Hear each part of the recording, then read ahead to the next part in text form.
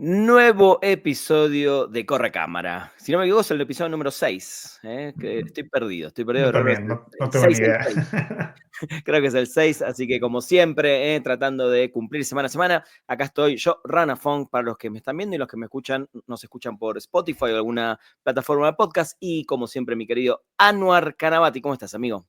Todo muy bien, ¿y tú? Bien, todo bien. Qué Acá bueno. empezando esta nueva semana después de ver uno de los estrenos, eh, por lo menos según taquilla y según Rotten Tomatoes, ¿no? Como que está de moda usar esa plataforma, más Ajá. importantes del año, por lo menos hasta el momento. Pues eso sí, la verdad es que el 2025 ha empezado muy flojo, pero creo que las únicas 2 películas relevantes de lo que van del año salieron el fin de semana pasado.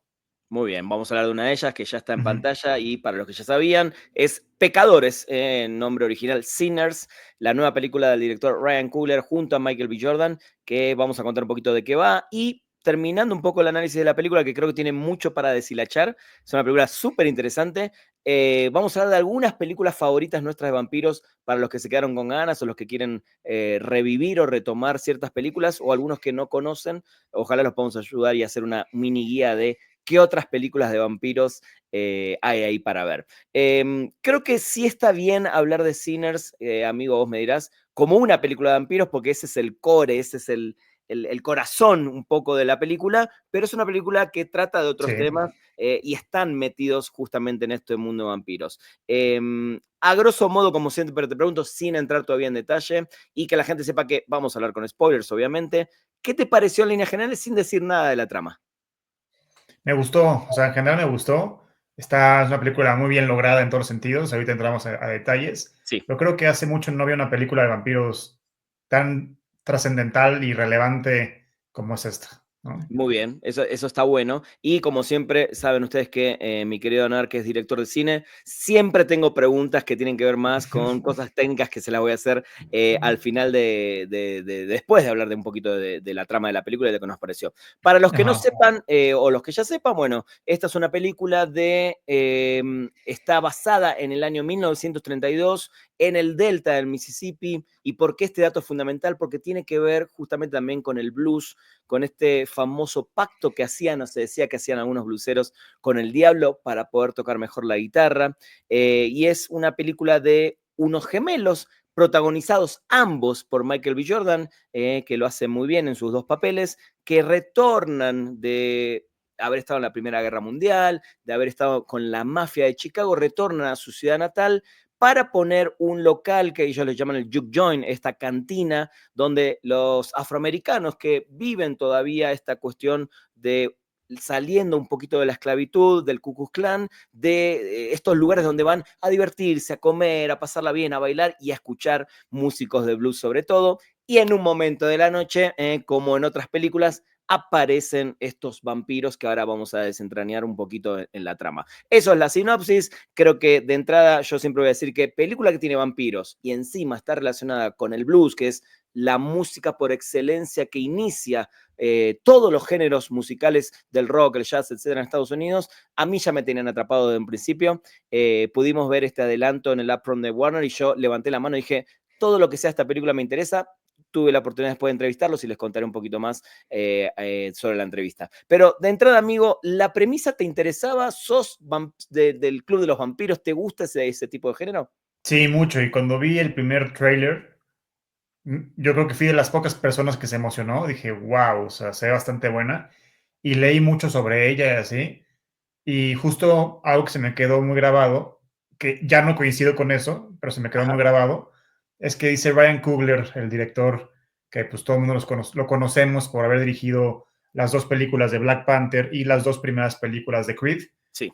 entre otras, dijo que toda su vida se estaba preparando para esta película y que esta película es la película por la cual su familia, tanto sus hijos como sus nietos, incluso sus bisnietos, van a vivir por el resto de los días. O sea, él cree que, bueno, él decía que su mina de oro estaba aquí, que era una cosa muy franquiciable. Yo no estoy de acuerdo con eso, pero cuando Ryan Coogler dijo eso, dije, ah, cabrón, o sea, suena muy, muy bien. Entonces yo sí estaba muy emocionado desde el principio. No investigué mucho sobre la premisa y ni esta relación sobre el jazz ni así, pero el trailer fue lo suficiente para engancharme. De hecho, creo que ya viéndolo en retrospectiva, qué mal trailer, güey, porque te revelan demasiado. Te revelan demasiado. Sí, sí, sí. Por eso yo no veo trailers, Sí, sí, sí. justamente, Sí. justamente. Que siento que la maquinaria marketinera del tráiler justamente provoca esto, ¿no? Y te muestra cosas que realmente después decís, puta, esto ya lo vi en el trailer, esto ya sabía que iba a suceder, por eso yo ya me acostumbré. En esta ocasión no tuvimos chance, porque bueno, fuimos a ver un upfront que nos presentó Warner, y no voy a mirar para otro lado cuando te están un poco ellos vendiendo a los medios las películas, ¿no? Pero a mí sí me llamó la atención y incluso trato justamente cuando me pasan estas situaciones de verlo y tratar de olvidarme, ¿no? Sé que es un ejercicio difícil, pero no me pongo mucho a investigar y a pensar porque quiero que la película me termine sorprendiendo. Vamos a empezar con algo que tiene que ver con la trama antes de entrar en el mundo vampiros, a ver qué te parece. Esta es la quinta, creo, película, por lo menos comercial, que hace el director con el actor Michael B. Jordan. Ya nombraste cuatro, la otra es Fruitvale Station, que es como el debut, pero es la primera que él escribe. Es la primera que no está basada en una historia, bueno, Black Panther, en el mundo de Marvel, Fruitvale Station está basada en un caso real de un asesinato de un policía, y Creed es la continuación de Rocky, más o menos, ¿no? Del hijo de Creed. Y esta es la primera que, por lo que pude leer, él empezó a escribir y empezó a mentalizarse cuando estaba produciendo Black Panther, y tiene que ver un poco con esta segregación de los afroamericanos, con un mundo de terror, que si bien ese ya es un mundo de terror para los afroamericanos, sobre todo en esta época, él le mete el condimento a los vampiros. Hasta que entran los vampiros, y esto lo charlamos muy rápido cuando salimos de ver la película, contá un poco, si querés, cómo se desarrolla la película y tus sentimientos hasta ese momento, porque siento que cuando entran los vampiros es lo que menos te funciona a vos de la película, ¿no?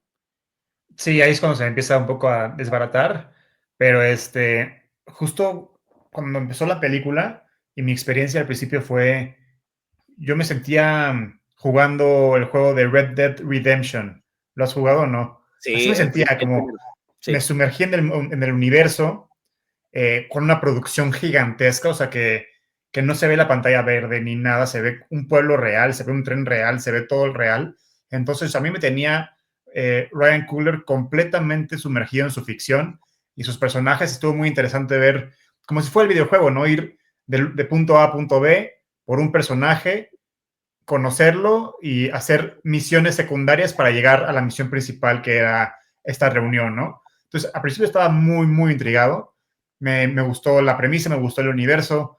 Estaba escalando bien la tensión para llegar justo a este momento.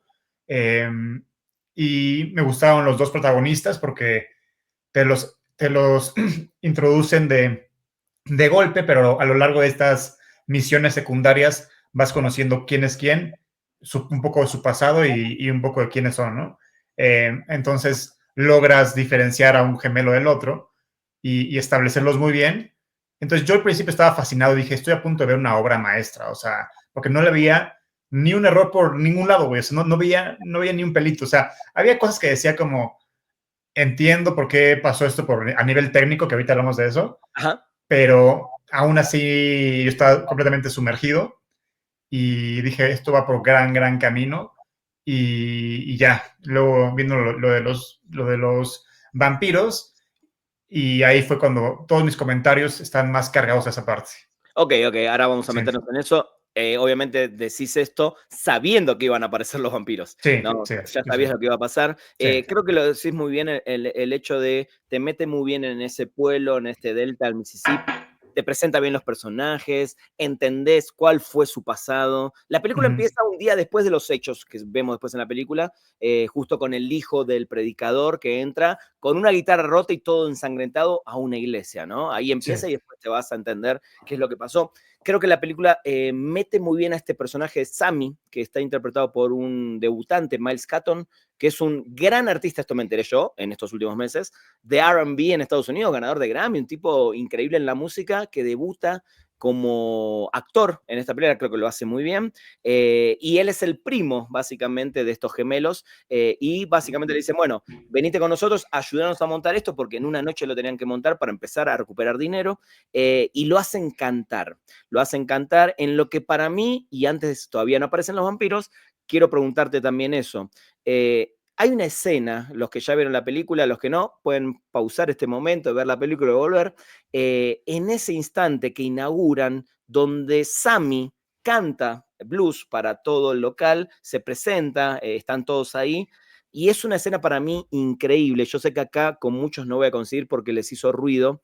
Es una escena donde, y la película te lo dice en el principio y te lo dice en ese momento, este tema de los vampiros, de la eternidad, tiene que ver con juntar a los ancestros, el pasado, con el futuro, y esa escena justamente tiene que ver con la música afroamericana, donde cuando él empieza a tocar la guitarra empiezan a aparecer personajes del futuro, un rockero, un rapero, un reggaetonero, gente del pasado, místico, con cosas orientales, afroamericanas, etcétera.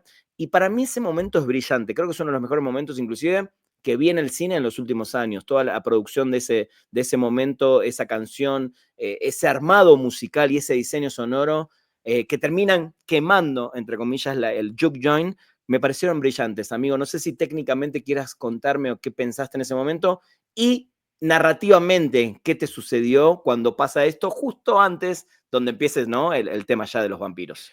Pues mira, o sea, a nivel intelectual y a nivel técnico lo entiendo. Y se me hizo, como tú dices, la ejecución fue brillante. Nada más a nivel narrativo y a nivel ya subjetivo, me sacó. Sí, sí me sacó, güey. O sea, porque estaba, digo, que como Red Dead Redemption, muy sumergido en este universo, en esta época, en sus personajes. Entonces, y al final del día, para mí nunca fue una película del blues. O sea, para mí estábamos en otra premisa, completamente. Entonces, de la nada ver un guitarrista y un DJ, sí me sacó de la narrativa del universo y del tono un poquito. Entonces, como que ahí ya, o sea, yo estaba tan sumergido en el universo que para mí ya fue un rechazo y fue como, verga, o sea, te estaba creyendo, yo me estaba yo sumergiendo mucho en tu universo y me pones a un DJ, entonces me sacó de contexto, lo entiendo, o sea, en papel lo entiendo, o sea, me hace todo el sentido del mundo y lo que acabas de decir es una observación muy inteligente, güey, de lo que acabas de decir, o sea, del tiempo, sí. Y la Sí. comparto contigo, digo, tienes razón, Rana, o sea, no tengo nada que discutirte, güey. Nada más a nivel subjetivo me sacó, güey. Te Me sacó, entiendo. ¿qué te puedo decir? De hecho, Me cuando yo sacó. vi la película antes de que la vimos después en el IMAX Sí, para sí. hacer las entrevistas, yo la disfruté mucho, pero en mi cabeza era cómo la gente va a tomar esto, salvo que estés muy, muy involucrado en la cultura de la música afroamericana o estés de alguna manera muy abierto, y no digo que vos estés cerrado, pero Ujú. entiendo perfecto que puede ser un momento clave, parteaguas. De ahí en adelante, o te encanta la película o te empieza a hacer dudar, Sí. ¿no? Sí, porque, o sea, no me hubiera sacado si la película fuera 100% enfocada en el blues. O sea, si fue una película de este guitarrista que quiere armarla y todo se desmadre, y vemos una secuencia en donde este güey empieza a tocar y vemos cómo va trascendiendo en el tiempo, digo, no mames lo cabrón que está. Claro. Pero como nada que ver con lo que me estaban contando, güey, dije, creo que aquí Ryan Coogler le está metiendo mucha salsa a sus tacos, cabrón. O sea, Buena definición. Pero debo decir que con el cierre, y lo vamos a hablar al final, esta escena post-créditos, sí termina de cerrar el futuro de Sammy, justamente, ¿no? De ese viaje que emprende casi desde ese momento, ¿no? Un detalle, justo antes de que pase esto, sí hay una escena, me la estaba salteando, de este vampiro, que es un inmigrante irlandés, que es perseguido por una tribu, no sé si está bien dicho indígena, porque viste, ahora uno usa palabras que después te funan, pero bueno, espero estar diciéndolo bien, una tribu aborigen que lo sí, están sí. persiguiendo y él se mete en una casa, pide permiso porque se sabe, hay mucha gente que no sabe de la cultura de los vampiros no pueden entrar en tu hogar o en tu guarido o en tu lugar si vos no los invitás, ¿no? Él básicamente pide permiso y termina mordiendo a dos personajes de un nuevo Ku Klux Klan, que esto lo vamos a ver al final. A mí hasta ahí la película me encantó y para mí ese es el punto crucial donde la película se va para un lado o para el otro. Yo, y esta película la voy a nombrar después, soy muy fanático del Crepúsculo de Amanecer. A mí From Dusk Till Dawn es una película de vampiros que me encanta y siento que tiene ese mismo trámite. Vas viendo una película, en este caso el del Crepúsculo son dos gángsters, ¿no? Que raptan a una familia, se los terminan llevando y entran en un antro justamente de vampiros sin saberlo y ahí se desencadena todo. Yo sentí que esta película de Sinners tiene como ese mismo hilo, si bien la historia es diferente, pero se meten en un lugar donde ellos con su música llaman a estos vampiros justamente a buscarlos, porque si no los vampiros ni se hubieran aparecido por el Juke Joint, básicamente. Entonces, a mí me gusta mucho justamente este detalle musical, porque de alguna manera ese llamado, esa combinación de los ancestros y el futuro y la música y lo que el blues genera en todo este universo, es lo que finalmente atrae a los vampiros. Por eso me cierra por completo justamente, y de vuelta, creo que son datos que quizás no todo el mundo los puede agarrar y enseguida en una película, y siento que a muchos les puede hacer ruido entender el por qué. No, no es que simplemente pasaron por ahí los vampiros y quisieron entrar, básicamente, ¿no? Sí. Pero a mí sí me gusta cómo conecta él toda esta historia de la, no solo de la cultura afroamericana, sino de la música con todo lo que pasa. Sí, o sea, te lo plantean desde un principio, te dicen que con un güey con una voz de cierto tipo puede abrir paso entre el pasado, futuro, y, o sea, sí te lo plantea Ryan Coogler desde el principio. Entonces, pues sí te encamina desde un principio para allá. O sea, sabes que la voz de este güey y la música van a ser lo que catapulta el conflicto, güey. De una. Sí. Y de alguna manera la ruta, ¿no? Por la que va a suceder todo. Sí. ¿No? Cuando aparecen los vampiros, ¿qué es lo que no te cierra justamente de ese momento? Porque recordemos que estos tipos se acercan, piden la entrada, obviamente algo raro ahí, no se la dan porque son blancos, justamente, y estamos hablando de una época Sí. muy importante en este tema racial. Pero bueno, finalmente Hailey Steinfeld, que sí es blanca, pero es parte de su familia, había sido novia de Stack, ¿no? Que es uno de los gemelos, sale porque necesitan conseguir dinero y ellos han dicho que tenían dinero y básicamente ahí es cuando se la chupan a ella y ella sí vuelve a entrar porque básicamente el paso lo tenía dentro de la casa y es cuando empieza todo el desmadre básicamente. Sí. En ese momento, ¿ahí ya te saca de onda un poquito este tema o sí te gustó? Sí, ahí como que me empiezo a tambalear, te voy a decir, porque uno, como tú bien dices, todo el mundo ya tenemos bien estudiadas las reglas del vampirismo, ¿no? Pero es un arma de doble filo, porque la gente que no domina el tema, pues también no asumas que se la saben, ¿no? Entonces, si no sabes sobre vampiros, pues hay ciertas reglas que no te van a quedar claras, por ejemplo, ¿por qué no pasan? ¿Sabes? O sea, nosotros lo entendemos porque llevamos con ellos toda la vida, pero justo como llevamos con ellos toda la vida y dominamos las reglas, Ryan Coogler puso nuevas reglas que siento que se van contradiciendo a lo largo de la película o que no quedan de todo claro, que es, yo creí que en este universo, cuando el vampiro malo de malos muerde a alguien y lo vuelve vampiro, se vuelven sus esclavos, no solamente físicos, sino también mentales, ¿no? Entonces, por eso vi este cambio radical de personalidades del Ku Klux Klan, como los introducen siendo de cierto tipo de carácter, y ya cuando están vampirizados, son otras personas, pero se ve que son los títeres de este güey, ¿no? Del villano, que el villano me gustó mucho el actor, mucho aporte, mucho carisma, sí intimida, o sea, sí. es impredecible, entonces sí, da miedo porque tiene cara de buen pedo y en 2 segundos tiene cara de psicópata y de ojete, entonces no sabes qué esperar de él y eso está increíble. Entonces el villano protagonista, por más que sus intenciones son muy superficiales de conquistar el mundo y la madre y media, él funciona porque es muy carismático y es tenebroso y sí es memorable dentro de todo, ¿no? Y tiene, para mí, la mejor escena de la película es de él, güey. ¿La del baile? ¿La del baile? Sí. Espectacular. Impresionante. Entonces ahí como que yo creí que era eso, pero luego, te dicen que no, que cuando matan al vampiro principal, los demás se mantienen vivos porque son independientes. Entonces, ¿por qué si son independientes se alteró su personalidad? Si algo sabemos de los vampiros en todo el cine que hemos visto, es que su personalidad no cambia. O sea, sus necesidades de sobrevivencia sí cambian porque tienen que ahora comer sangre y son un peligro para la sociedad porque no pueden controlar su sed de sangre, ¿no? Ajá. Pero su personalidad no cambia. Entonces, por eso como que me sacó de onda que en lo que se iban trastornando los buenos en vampiros, ¿por qué se hacían tan ojetes? O sea, ¿por qué de la nada se hacen ojetes?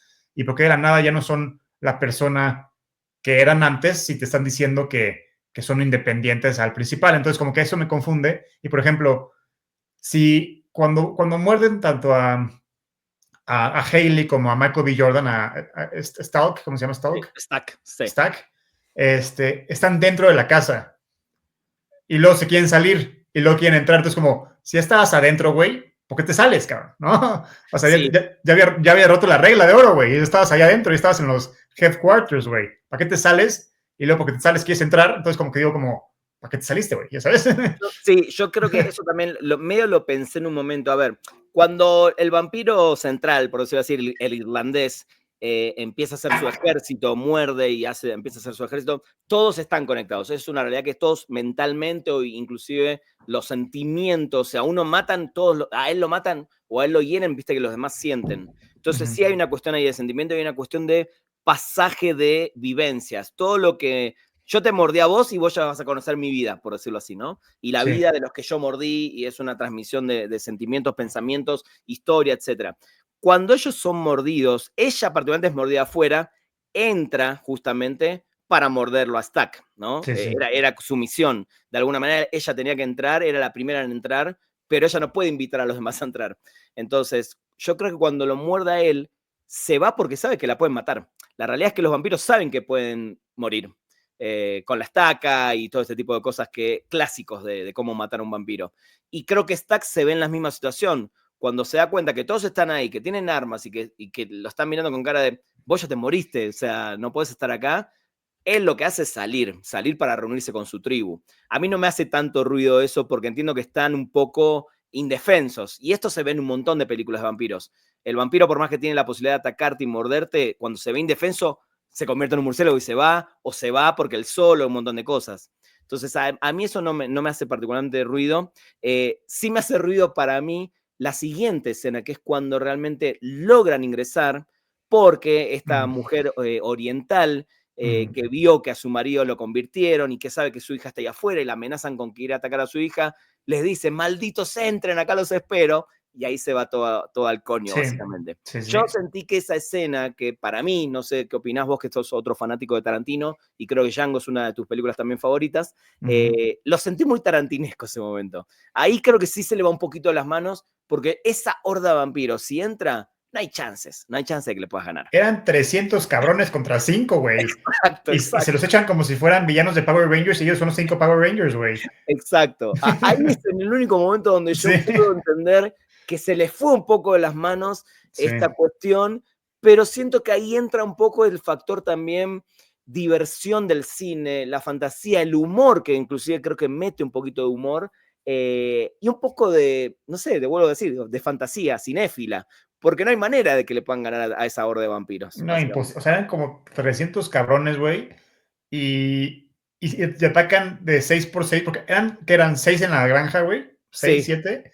y además Y, casi sin armas, y había 8 vampiros por persona. Y básicamente. aparte, órale, Michael B. Jordan, el otro gemelo, Elijah Sí, se llamaba, o el Fallas, no cómo se Elijah, llama. sí, sí. Elijah. Órale, va. Ese Bien. güey es un mafioso, conoce muy bien las armas de fuego y tiene seguramente un pasado militar, a lo mejor, no sé. Sí, sí, de hecho, Órale, ellos vienen de la guerra, sí, sí, sí. exacto. Los demás, qué verga, güey. O sea, los demás son civiles y hasta de edad avanzada algunos, güey. Y Sí, y físicamente son débiles, güey. Entonces, no entendí que el otro primo era músico, güey. O sea, ¿qué va a estar puteándose con la gente? Entonces, como que no entendí en qué momento se volvieron Power Rangers y ahí fue cuando esta intimidación de los vampiros, pues ya les perdí miedo, güey. Les perdí miedo porque dije, son muy fáciles de vencer al final del sí. día.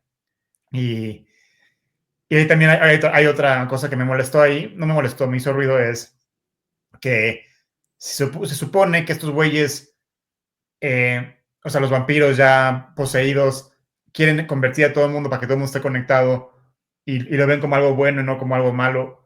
Ajá. Y se supone que ya no son ellos, sino que ya son como un parte de un todo. ¿Por qué chingados Michael B. Jordan le perdona la vida a este cabrón? Y, o sea, se vuelve Bueno, es muy el hermano. confuso. Al Es el hermano, hermano. sí, pero si ya no es él, ¿por qué le perdonaría la vida a su hermano? Cuando según él, ser vampiro es mejor.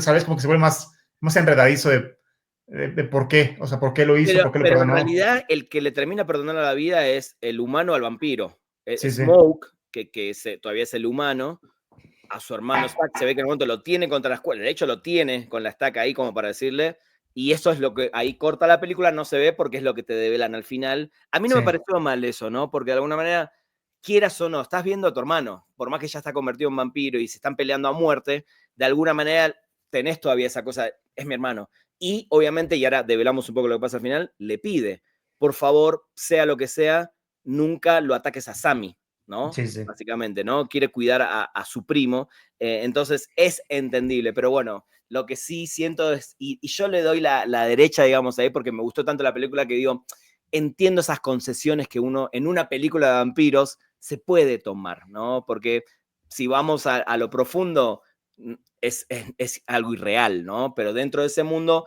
entendés que, bueno, están peleando a muerte para salvarse y, bueno, los vampiros tampoco tienen por qué ser los seres más indicados para ganar una pelea, pero a mí me hace ruido que sean tantos y adentro de la cabaña terminaron entrando 10 o 15 nada más, ¿no? Sí, Eh, exactamente.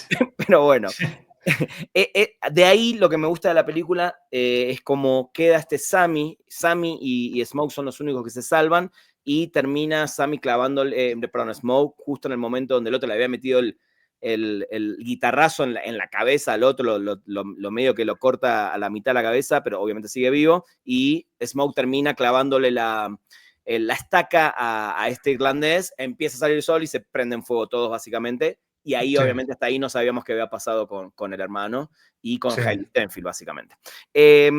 Hasta ahí es una película, bueno, hasta ahí son dos películas, una la marcaste bien, la otra es Cuando vienen los vampiros, y el tercer acto es Inglourious Basterds, es básicamente Sí, voy a buscar las armas para matar al Ku Klux Klan.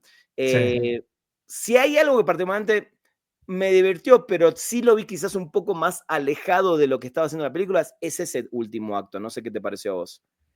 Sí, te digo que siento que Ryan Coogler, o sea, está muy aferrado a sus orígenes como afroamericano y vio la oportunidad de oro para contar quién es su gente y y por qué han pasado y aún así contarlo a través de una analogía sobre vampiros así. Siento que quiso poner muchos temas y digo que por eso no acaba de cerrar al 100% ninguno. Por ejemplo, lo de la música y lo de Ku Klux Klan, para mí son tuercas que quedaron más o menos apretadas. O sea, o sea, las introdujo, las desarrolló ligeramente, pero no acabaron de amarrar al 100%. Entonces, así lo sentí yo. Eh, y lo de Ku Klux Klan, pues sí, o sea, se sintió como ya too much, un poquito, ¿no? Sí, me pasó lo mismo. La película termina, empiezan los créditos y automáticamente está esta escena postcrédito. Después hay otra que al final nosotros no la vimos ese día, pero que ya vi que no tiene mucho sentido.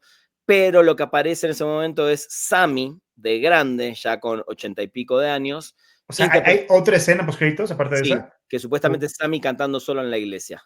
Ah, no manches. Que mucho no aporta, ¿no? Por eso digo Okay. como que esa no tiene sentido, pero la que sí tiene sentido es Sammy de grande, interpretado por Buddy Guy. Para los que están viendo, escuchando, Buddy Guy es una de las leyendas del blues, me parece un correcto, ¿no? Esta posibilidad de que sea este personaje, ¿no? Actuando en la película, haciendo de Sammy, y quienes aparecen, Stack, ¿no? Con su novia o Hailey Stenfield, diciéndole, te vengo siguiendo de toda la vida, mi hermano me pidió, y ahí es donde nos enteramos que el hermano le pidió que lo cuide, que no lo mate, básicamente, que no lo convierta, y le dice, yo todavía tengo la chance de convertirte, de que seas eterno. Y él lo mira, Sammy lo mira con cara de, no, yo ya las viví, yo ya no necesito, yo ya me quiero ir básicamente de acá. A mí ese cierre me gustó mucho. A mí ese cierre de alguna manera es esta cosa de, no somos para siempre, ¿no? Estamos y nos vamos y dejamos un legado. Y creo que el legado ahí de vuelta, quizás la gente no lo agarra, pero este legado del blues es justamente eso, ¿no? Somos personas que vinimos a dejar esto y acá está, y chau, ¿no? Y te lo dejamos. A mí ese cierre me gustó y de alguna manera ese respeto de la promesa del hermano al hermano humano, que lo cumple, me pareció un gran cierre de la película. Creo que me cierra todo. Creo que es una película en ese sentido redonda con sus detalles, como dijimos, pero creo que es una película que tiene una idea muy clara, si bien como decís, comparto, por más que a mí sí me gustó, creo, un poco más que a vos, que el director quiso meter mucho en una película, pero sí me cierra muy bien ese final. Y sabemos que estos finales de este tipo de películas suelen ser bastante tontos o decís, por qué pasó esto, ¿no? A mí particularmente me gustó, no sé si ese cierra a vos, de alguna manera sí te engloba bien la idea de la película, ¿no? O sea, sí, os digo que a nivel intelectual lo vuelvo a entender, pero a mí también me sacó esa escena, güey. Te voy a decir por qué. A ver. Se me hace uno que no agrega información que no sepamos antes, porque la película, o sea, el conflicto principal acaba con el niño, Sammy, ¿cómo se llama? Sammy. En el coche yéndose a su futuro como músico y te queda claro, güey. O sea, no es ambiguo, ni subjetivo, ni abierto. Queda clarísimo que el niño se salió del pueblo, ya no va a seguir los pasos de su papá y va a seguir sus sueños para ser músico, ¿no? Pues ya está, güey. Ya te quedó clarísimo como audiencia eso. Y cuando venimos a esta escena, güey, me saca de tono, uno, porque ya es otra época, güey, entonces es raro ver a estos personajes en los 80s y vestidos diferente. Eh, lo entiendo. Y también es raro acabar una película. O sea, llevas tú como audiencia 2 horas conociendo a este personaje y este actor. Y acabar la película con otro actor se me hace que no es tan satisfactorio, ¿entiendes? O sea, Pero porque nadie sabe igual, salvo que conozcas a Buddy Guy. no, me refiero de que, o sea, ya estamos un chingo de años en el futuro, ¿me entiendes? Claro, claro. O sea, vos hubieras preferido que sea el mismo actor personificado, así No, maquillado y todo. o sea, ni siquiera, o sea, esa escena ni siquiera me lo hubiera omitido, o sea, Ok, ok. no tiene ni por qué existir. Digo que para mí, Ahí, a mí sí me cierra justo por lo que te digo, esta cuestión de la eternidad y nadie sabía que Stack estaba vivo. Nadie sabía que lo había dejado vivo. Todos pensamos, nadie sabía hasta ese momento y que ella también habían quedado vivos. sí, pues yo agregaría una escena antes, por ejemplo, me mantendría en la misma época, con los mismos protagonistas, y ya después de todo esto del Ku Klux Klan, que se muere el otro gemelo y todo se desmadre, y Ajá. se reúne con la familia, que está muy bonito, nos centramos en Sammy, y justo la noche que decide ya irse de su casa a la verga para irse a perseguir su sueño, vemos cómo Stack lo intercepta, cabrón. Y tú como audiencia dices como, puta madre, ya le cargó la chingada, ¿no? Puede ser. Y Stack le dice que lo va a dejar ir, güey, porque le hizo una promesa a su hermano, pero que cuando llegue el momento va a ir por él, ¿no? Algo así. Y ya, o sea, queda claro que Stack está por ahí todavía, güey. Queda claro el futuro de este güey. Y en todo caso le das pie a una secuela, güey, si es que quieres hacerlo algún día. Porque Puede sabes ser. que hay cosas ahí como, o sea, que sabes que Stack en algún punto va a regresar por este cabrón. Entonces ahí está el conflicto de la segunda parte, ¿me entiendes? O sea, O sea, sí, vos sí. ya armaste tu Sinners Pues, 2. exacto, pero Está ahorita no bien. veo, o sea, el universo de vampiros siempre se va a contar, pero Sí, con esta claro. narrativa no entiendo de dónde Ryan Coogler vio que esta es la franquicia que le va a dejar Bueno, dinero a sus bisnietos. bueno, de entrada le está yendo bien en taquilla, ya casi recuperan el primer fin de semana. Sí, sí. Yo creo que tiene potencial y, ¿por qué no una película de vampiros en la actualidad con este stack que quedó vivo y que con cosas que tenga que ver con música también? Porque siento que es el alma de la película, ¿no? El tema de la música. Sí. Pero bueno, digo, entiendo lo que decís vos y podría haber sido también otro camino completamente tangible, ¿no? Me gusta ese camino. Otro de los temas fundamentales, como decimos en la película, es la música. ¿Y quién hizo la música? Que es Ludwig Göransson, que hizo todas las bandas sonoras de las películas de Ryan Coogler. Y el Mandalorian, tipo, sí, el tipo se fue, bueno, ganador del Oscar por Black Panther, Oppenheimer. justamente también, con Ryan Coogler, por Oppenheimer con Nolan. El tipo se fue a 3 meses al Mississippi donde estaban filmando la película y se llevó a su esposa por un lado porque Serena, que es la esposa de Ludwig Göransson, es la que toca los violines en Oppenheimer, en la banda sonora, y la pusieron a que sea la productora ejecutiva, o sea, le metieron el cargo de, hacete cargo de que esto sea serio, básicamente, y Göransson cuenta, también se lo llevó a su papá, se lo llevó a sus hijos, que su papá, fanático del blues sueco, un tipo sueco, son todos suecos, ellos dos, nacieron con la música del blues y de hecho se iba a llamar Albert King, que es otra leyenda del blues, y la mamá de Göransson dijo, no, vamos a poner Ludwig por Ludwig van Beethoven. O sea que ese tipo No, no podía haber estaba no sido destinado, músico, estaba estaba destinado. destinado a ser músico. El Sí, tipo, sí. bueno, como siempre lo que tiene Göransson es un tipo que se mete mucho a estudiar y a explorar. En el caso cuando fue Black Panther sobre la música afroamericana, en este caso sobre la música de blues, y termina siendo una banda sonora increíble. Para mí, una de las mejores bandas sonoras que hizo. Ahí los invito a escuchar Spoiler Tracks, que grabé un especial sobre toda la historia de Louis Bronson para esta película. Pero bueno, creo que la música también son de esas bandas sonoras que realmente tienen peso a la hora de contar la historia, suman a la hora de sentir lo que te va haciendo pasar, porque no solamente música de blues y guitarras, sino que tiene los momentos más con estos órganos de tubo que se llaman los órganos de la iglesia, tiene hasta estas baterías que incluso las grabó Lars Ulrich de Metallica, en los momentos donde aparecen los vampiros, tiene una cuestión mucho más oscura, más gótica, así que para mí el trabajo de Goranson, no sé qué te parece, amigo, es fundamental en la película. Sí, no, increíble, y justo en ningún momento lo vi a él, güey. O sea, me refiero en el buen sentido, o sea, yo me enteré que era de él hasta el final de la película. Mira, cuando leíste los créditos. Ajá, entonces, pues eso habla muy bien de él, de cómo en cada película se reinventa Sí. y no es que tenga un estilo marcado, sino que realmente se enfoca en saber cuál es la narrativa, cuáles son los personajes, cuál es este universo y realmente se va de lleno para darle la mejor música a este universo. Por ejemplo, John Williams es mi compositor favorito, pero en todas las películas, por más que las premisas sean diferentes, se escucha la esencia de John Williams. Lo mismo con Hans Zimmer. Tienen Ajá. como ya su... Pero Luca es un camaleón, güey. O sea, diré, Ludwig Ludwig. Es un camaleón, o sea, no tiene una esencia en el buen sentido, es muy versátil, güey. Y el güey, o sea, no deja que que se vea él en la película, sino que su música le sirva a la película, ¿me entiendes? Entonces, es un genio, güey. Es un genio, es un Sí. genio. Preguntas técnicas antes de hablar de otras películas de vampiros que siempre tengo para hacerte. ¿Cómo se filma tecnológicamente a los gemelos? ¿Cómo se trabaja? ¿Cómo se actúa? ¿Tienen a alguien al lado? ¿No? Porque para el que prestó atención sabe que Michael B. Jordan hace los dos papeles de gemelos, pero me causa mucha intriga, se ve increíble, parecen realmente dos personas actuando en el mismo momento. Bueno, o sea, yo justo mi película es de gemelos, tú ya la Ajá. viste, pero yo lo resolví de manera muy fácil porque mi premisa, mi tema se prestaba para que yo lo pudiera resolver fácil, ¿no? Y no hace ruido, o sea, porque en ningún momento los personajes, ya verán por qué, están juntos, ¿no? Punto. Exacto. Entonces me las pude ingeniar yo muy fácilmente para hacer eso. Ahora, en el cine donde sí se requiere tener a dos gemelos en pantalla, es que ha sido como en todo en el cine, una evolución, pero hay varias técnicas.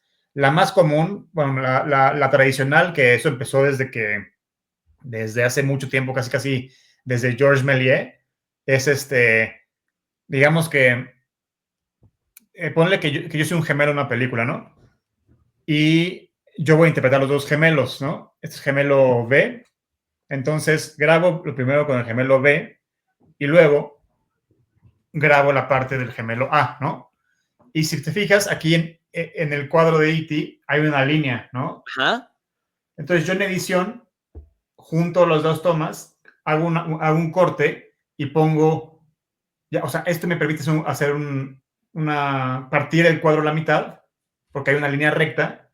Entonces yo en la edición los juntos y uso la parte izquierda de la toma A y la parte derecha de la toma B. Entonces están los dos gemelos al mismo tiempo, pero son dos tomas diferentes. Esa es la más clásica. Luego, para complementar esa, se llama también el over the shoulder, ¿no? Que, por ejemplo, si tú y yo estamos hablando en una escena, en una mesa, siempre cuando hacemos tu medium close-up, lo vemos a través de mi hombro hacia Claro. ti y luego viceversa, ¿no? Que es otro actor. Exacto. Entonces, si fuera yo el gemelo, pondrían a un actor, se llama stand-in, o a un doble, de pelo chino igual que yo, y de mi complexión más o menos, para que sea su hombro a la hora de hablar conmigo, güey. Claro. Entonces, así ya, con eso también. Ahora, después,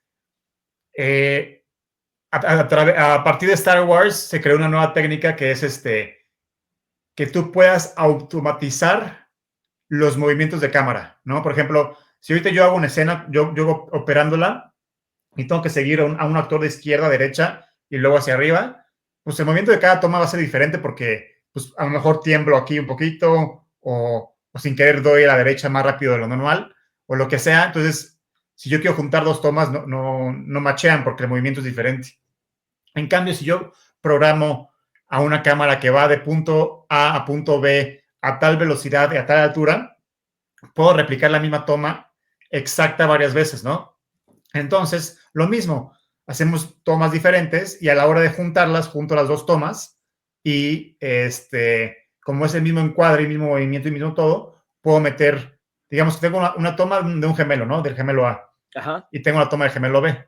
Agarro la toma del gemelo A y pongo la del B y disuelvo nada más para que se vea solamente un cuadro, pero que se vean los dos movimientos de los dos gemelos. Entonces, así, como es el mismo movimiento, el mismo encuadre, y misma velocidad y mismo todo, machea perfectamente y se ven los dos en cuadro. Es otra tecnología. Luego, pantalla verde también se usa mucho, o sea, Claro. pues, grabar los dos en pantalla verde y también usar mucho CGI para crear en planos abiertos o lo que sea al otro gemelo, ¿no? O la que se usa más hoy en día, que creo que es la más práctica, ya que contamos con esta tecnología, es, por ejemplo, si yo interpreto un gemelo, la producción tiene que conseguir a un actor doble que tenga características similares a mías. Por ejemplo, el pelo chinito, usted es así de blanca, flaquito, güey, entonces, y de mi tamaño, de mi vuelo, ¿no? Entonces, por semanas, pues practicamos tener los mismos movimientos juntos para que se vea que hay una cierta similitud y que los dos sepamos cómo se mueve el personaje A y cómo se mueve el personaje B. Y entonces los dos, tanto el extra como yo, tenemos clarísimo qué personaje es quién, ¿no? Entonces, por ejemplo, estamos filmando una escena en donde yo me peleo contra el otro gemelo. Primero grabamos mi parte y ponemos en las partes en el extra le ponemos la tecnología que usan en Avatar, ¿no? Que le ponen puntitos en la cara al actor. Ajá, sí, O en videojuegos también lo usan mucho. sí. Entonces, yo grabo todo lo del gemelo A y luego cambio y yo soy el gemelo B y el extra es el gemelo A y igual con los puntos. Entonces, a la hora de editar los efectos visuales, machean las dos tomas y reemplazan la cara del extra con mi cara, porque ya lo grabaron, o sea, tienen mis gestos, Wow. tienen mi todo que yo grabé, pero entonces lo machean y sí, a través del CGI lo logran, güey, ¿no? Así lo hicieron mucho en la película de Oz de Jordan Peele, ¿no? Que como constantemente estaban dos igualitos Sí. en pantalla, pues tenían primero las tomas de Lupita Nyong'o como la mala, Ajá. y la extra estaba con los puntitos, y después viceversa, o sea, la extra estaba como la mala, con los puntitos, y luego Lupita estaba normal, y ya a la hora de editar, combinan las dos tomas, y pues reemplazan la cara de la extra por la cara de Lupita Nyong'o. Increíble. Es un desmadre y son muchas técnicas, güey, pero va avanzando, entonces ahora sí que no hay reglas, sino el Claro. director con el fotógrafo, con todo su equipo, se tienen que ingeniar de cómo resolver esto, ¿no? Claro, claro.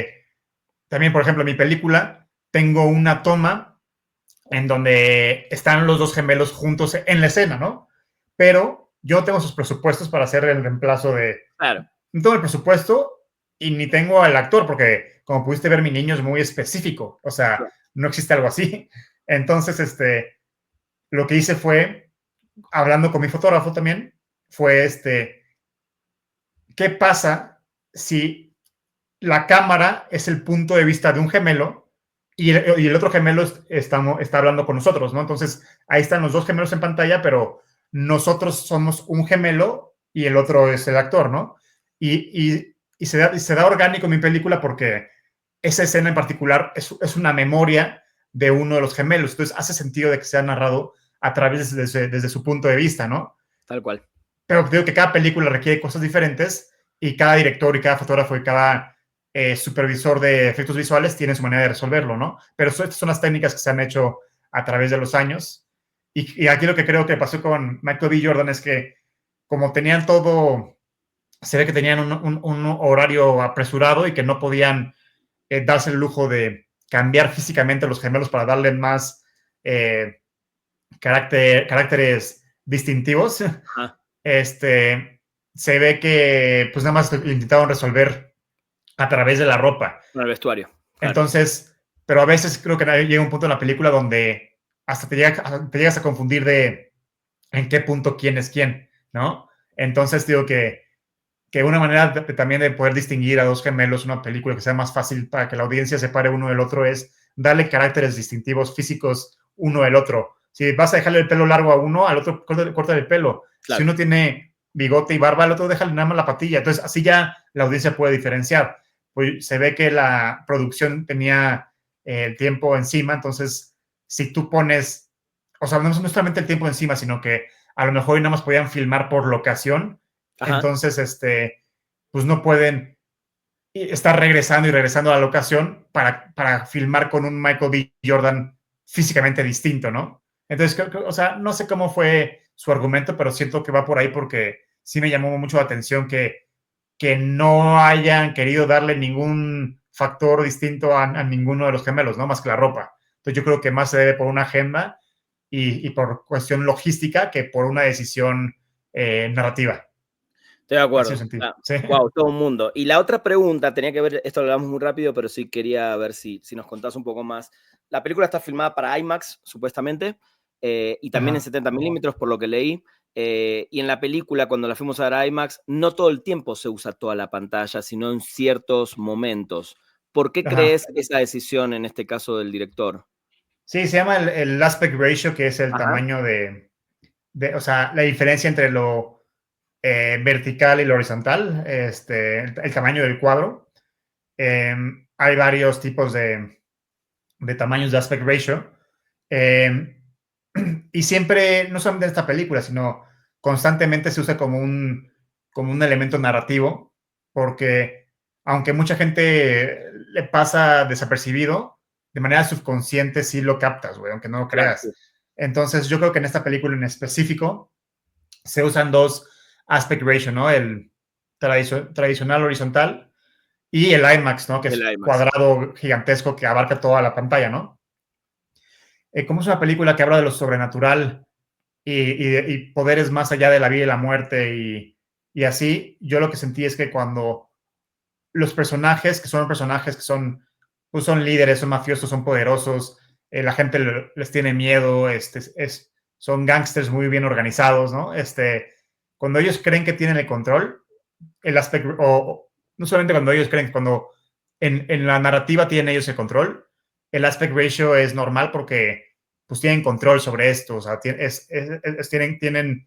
el espacio bien medido, todo está bien, todo está en orden. Pero cuando hablas ya de la parte de vampiresca o que las cosas están saliendo de control, el cuadro se vuelve completo. Entonces, como decir, como este conflicto por el que están pasando es mucho más grande de lo que ustedes creen y están en todo menos en control, ¿sabes? O sea, esto ya es un problema mucho, mucho, mucho más grande y por eso yo lo sentí que por ahí pudo haber ido la interpretación de Ryan Coogler. Él es el único que sabe la respuesta sobre esto, pero tú me Sí. acuerdo que tenías otra interpretación que me gustó bastante. ¿Cuál Sí, a era? mí me pareció que cuando se veía toda la pantalla eran momentos donde ellos se sentían libres, se sentían como sin problemas, como fuera de conflicto, y siento justamente que se cierra cuando no están en ese control, básicamente. O no control, sino en esa cuestión más de la libertad. Porque, Ya. te vuelvo a repetir, para mí esta película, y esta es una película que me quedó colgando, que no se las puedo hacer porque no tuve todo el tiempo del mundo en la entrevista. Para mí la música justamente es libertad y eternidad. ¿Por qué? Porque la música te libera y es para Ajá. siempre. Yo siento que la música es eterna, no hay manera de que la música no sea eterna. Y yo sentí ahora cuando vimos la película y hablamos de este tema, es que el tema de la libertad y la eternidad tenía que ver con esta pantalla grande, ¿no? Que veías todo. Y justamente lo otro es cuando no podés controlarlo, cuando no estás libre, cuando sentís este tema, ¿no? Del racismo y un montón de temas que toca la película. Pero bueno, Sí. sí, también creo que son interpretaciones. Justamente el otro día vi una amiga puso un video de Tarantino diciendo no todo tiene que estar explicado, no todo, no, porque a mí me molesta mucho estos videos. Te voy a decir 5 cosas que tenés que saber para ver una película. No tenés que saber nada para ver una película, ¿no? Y Tarantino lo decía, si yo te explico lo que es para mí la luz que se enciende cuando Jules abre el maletín, seguramente te estoy arruinando tu película, porque vos podés tener una interpretación que yo no se la di o quizás no se la quise dar y lo único que quiero es que vos interpretes lo que quieras, ¿no? Entonces, esas cosas a mí me encantan del cine, cuando no todo tiene que estar explicado, no todo tiene una explicación. Siento que es cuanto más me gusta el cine, cuando yo pienso, no porque crea lo que quiera creer o siento lo que siento, pero creo que está bueno que los directores también a veces te den esa chance y no Sí, sí, todo tiene que no. estar explicado, Confía en ¿no? el intelecto de tu audiencia y Sí, deja que ellos también sean partícipes de tu narrativa, güey, que ellos también vayan llenando exacto, lo que tengan que llenar. exacto. Como portafolio, pues ahora sí que cada quien lo que más le llame en la vida es lo que está dentro, güey, ¿no?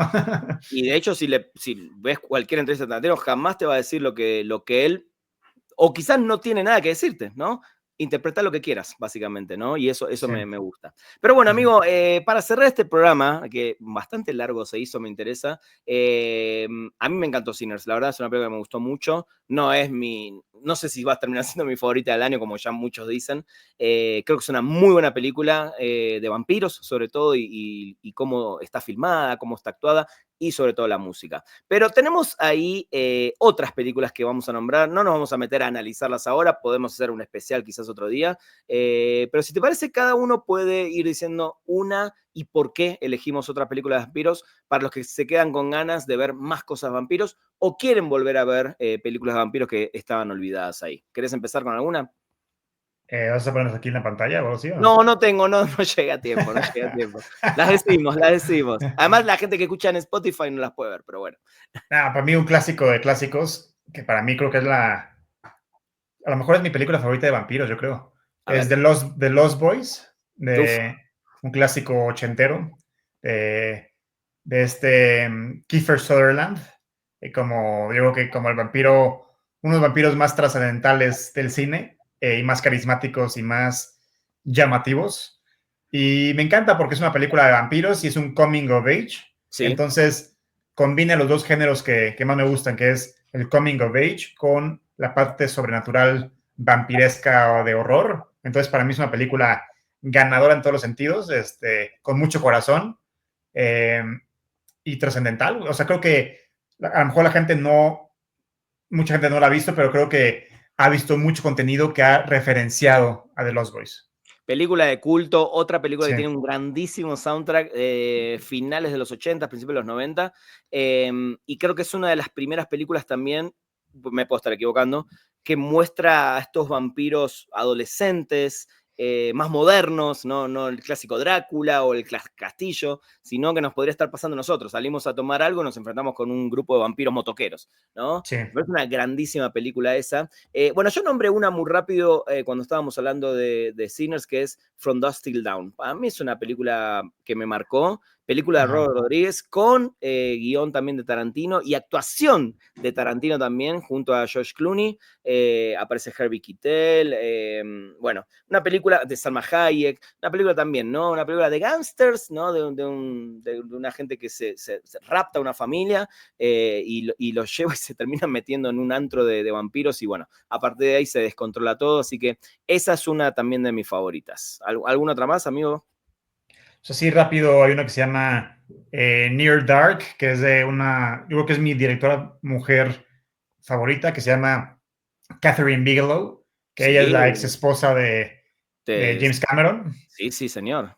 Y es igual, es un coming of age, igual que el de Lost Boys, pero la diferencia es que aquí no romantizan tanto la parte vampiresca, porque creo que cuando hablamos de vampiros teenagers, pues puede ser muy divertido o muy sexy como Twilight. Twilight o así, ya Ujú. sabes, o Vampire Diaries, así. Claro. Pero aquí no, aquí te dicen lo desgarrador que realmente es, porque si te convierten en vampiros, güey, no puedes ver la luz del día nunca más, te tienes que alejar de tu familia, de tu mamá, de tus hermanos, de la niña que amas, o sea, realmente es algo desgarrador. Entonces, esta película sí engloba esa parte triste de ser un niño un joven que le arrebataron su vida por ser convertido en vampiro, ¿no? Entonces, está muy bonita, está diferente y la ejecución es brillante. Está interesante. Otra que voy a recomendar tiene unos toques de humor, película ochentosa, se llama Fright Night, o Ah, en español se la conoció como La Noche del Espanto. sí, También en uno de estos vecindarios yanquis, gringos, muy de estas casitas al lado del otro, uno de estos chicos tiene su novia, ven películas de terror en su casa y de repente se asoma así y un vampiro vecino vampiro, que obviamente seduce a su mamá y quiere conquistar a su novia porque se parecía mucho a la que era su esposa miles y miles de años anteriores, que esta es la clásica historia de Drácula, básicamente, ¿no? Sí. Muy divertida. Friday Night también, una de las películas con una banda sonora también muy buena, ochentosa, otra de mis recomendadas. Y ahora que nombraste una serie, yo voy a nombrar muy rápido True Blood. Para mí la mejor serie de vampiros, sobre todo las 2 primeras temporadas. True Blood también me parece una serie que muestra muy bien toda esta parte sexual, adolescente, sobre todo el vampiro está muy relacionado con lo sexual, por eso Sinners tiene 2 escenas sexuales muy buenas también, que no las nombramos antes, pero bueno, no es tarde para decirlo. Y para mí, para cerrar, como la película de vampiros, no solo de estas que estamos hablando, hay una película de Roman Polanski muy vieja que se llama La danza de los vampiros. Esta sí es de época, está en Rumania, en Transilvania, no sé dónde, y tiene que ver también con este pueblito donde cada tanto una de las mujeres es atacada por un vampiro, y ellos deciden, de hecho Roman Polanski actúa en esta película, deciden ir al castillo a matar a ese vampiro, así que si no la vieron, La danza de los vampiros es el nombre en español de esta película. ¿Alguna para cerrar, amigo? Por último, para darle otro giro al género de vampiros y irnos por un lado más cómico, What We Do in the Shadows de Taika Waititi, que es un Buenísimo. falso documental de un documentalista que está con unos vampiros y vemos su día a día y su manera de vivir, de comer, de interactuar, de todo. Entonces es como una sátira de todos los vampiros que nos han presentado en el cine y se burlan muy ingeniosamente de todo eso. Y amo a Taika Waititi como cuando hace cine independiente. Ya cuando hace películas de franquicia lo odio, pero cuando él tiene su propia voz y su estilo es brillante. Tiene su serie también que está muy buena esa, ¿eh? No la he visto la serie, vi la película nada más. Muy buena, te la recomiendo mucho, te la recomiendo mucho. Así que bueno, una reflexión final de Sinners para cerrar este programa de Correcámara. No, que sí vale la pena verla, véanla. Es una película hecha por los mejores, con lo mejor que ofrece la industria y que trae de regreso a los vampiros al cine, porque creo que hace mucho no teníamos y este año con Nosferatu y con esta regresamos ya al género, ¿no? Sí, totalmente. Y bien, digo, bueno, el año pasado Nosferatu, sí, el año pasado. Y esta, me gusta eso que decís. Creo que el cine de vampiros a mí particularmente me encanta. No podría decir que Twilight entra en mi favorita porque me parece un desastre, pero respeto los gustos de Anwar, y está muy bien. Es otra generación y está muy bien, está muy bien. Siento que son esas Yo no películas mencioné Twilight en todo el video. No, hace un rato dijiste Twilight. Puse Twilight. como un ejemplo de teenagers, no puse. Yo sé. Pero digo, a lo que voy es, siento que está bueno que una nueva generación pueda llegar a vampiros a través de Twilight y después, bueno, tenés todo un universo ahí. Antes de cerrar, los invito nuevamente a ver la entrevista que tuve con el cast, que fue particularmente una entrevista que me pidieron hacer sobre la música, pero está muy interesante todo lo que me responden, y escuchen Spoiler Tracks, donde hablo de todo lo que hizo Ludwig Göransson en esta película, qué artistas participan, etc.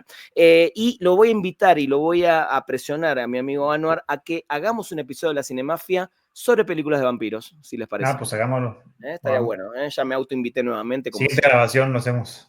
Ahí está. Y obviamente podemos hablar de Sinners, que la tenemos bien fresquita.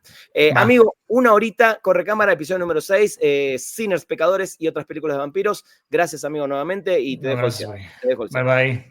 Y pues no olviden suscribirse, denos like, por favor, compártanos porque para generar más views, para generar más comunidad. Y bueno, sigan a Rana en sus redes sociales y síganme a mí en las mías. Nos vemos. Gracias. Bye.